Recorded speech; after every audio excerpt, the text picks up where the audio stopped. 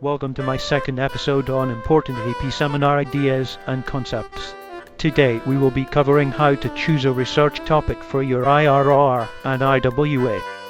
Let me start by saying this out of the way. Everything in the next part is subject to change and will probably be changed to the atmosphere surrounding College Board at the moment. Who knows, College Board may make the IWA 20,000 words. First off, look at your requirements and stimuli. The topic you'll choose changes how long you can yap about a topic. To quickly go over, the IRR requires 1080 at minimum, 1200 at maximum. The IWA requires at minimum 1800 and at maximum 2200 words. You'll have approximately 90 minutes to write your essay in the exam. If you choose too narrow of a topic, you may not have enough sources to use effectively.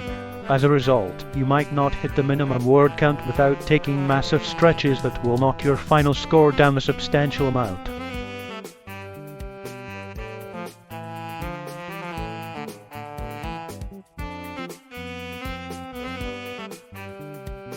You understand?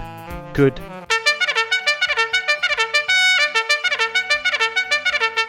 This part is short, so I'll keep it short for you. What do you like to do? Write it down. Now.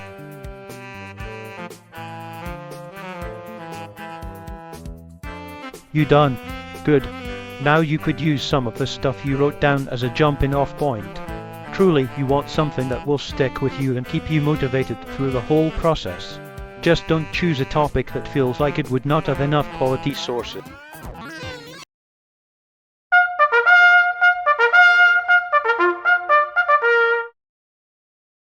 Good day, viewer. Now, you may be wondering why I interfered with my own stream. But that's only because he was going to skip over something so important when you're doing your team project.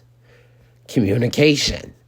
And more specifically, how will you do in your first meeting? Now, my little munchkin man, I cannot stress this enough. Do not use your first meeting to start working on the project. I know this sounds confusing, just like in every single monologue in the Half-Life games I ever did, but you have no idea what will send another person off the edge. So I recommend not starting your first meeting with your team with much business to begin with. Instead, just getting to know each other so your team could mesh better. When you are trying to choose a topic with your team, just try to listen to one another. And don't try to get feisty with each other over a differing opinion. Well, you have the freedom of no choice anyway. Just like, well, you have no choice to begin with. And this will require a bit of foreknowledge on your team. So this circles back to my point about not starting the first meeting with actually doing the project much. Just get to know each other. Hey, what are you doing here? What? Get No, out, what are you G-Man. doing? No!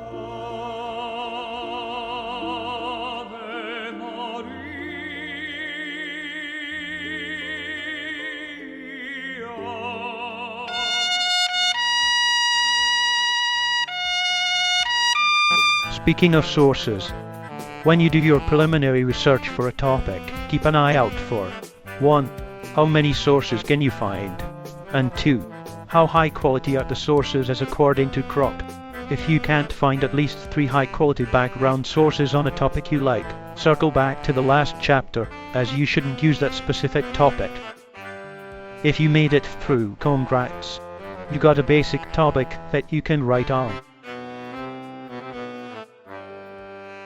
There is a perfect balance that has to be made when you go past this point, since you want to narrow your concept more, but also not being too narrow as to prevent sources from being found. Like, for instance, the effects of Rasen Bran on my 4-month-old cat. Far, far too narrow. Try to create something that would be able to be developed on, like the effects of processed foods on the human body. Although the subject that's eating it will be different, it is much more likely that you'd be able to find sources on this topic and being able to make the connections to Rasen Bran and your cat later.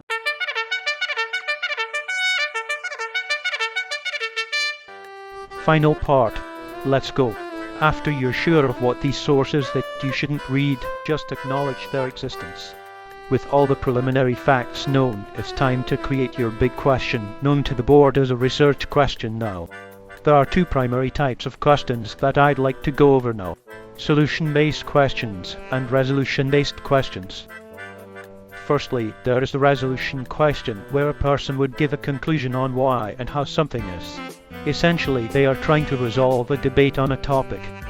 For example, a good resolution question would be, how do processed foods affect the human body?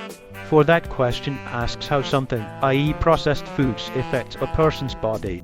The answer given to this question will be a resolution, trying to end the debate once and for all, that processed foods are. Meanwhile, a solution question is where a person tries to alleviate a problem they view on a topic with new insight about said topic. Maybe a similar question for the same theme would be, how could processed foods be reduced to preserve the well-being of humanity?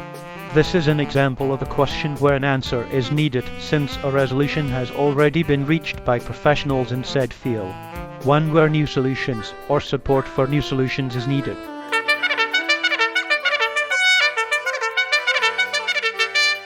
Well, that's everything I know. Firstly, create a few basic topics with yourself and your team. Secondly, narrow it down a bit more, perhaps to a localized area, being sure to make it where you can find enough sources, but not diluting your own content. And lastly, make a research question that would be interesting to you. Sorry about the interruption. I really am sorry about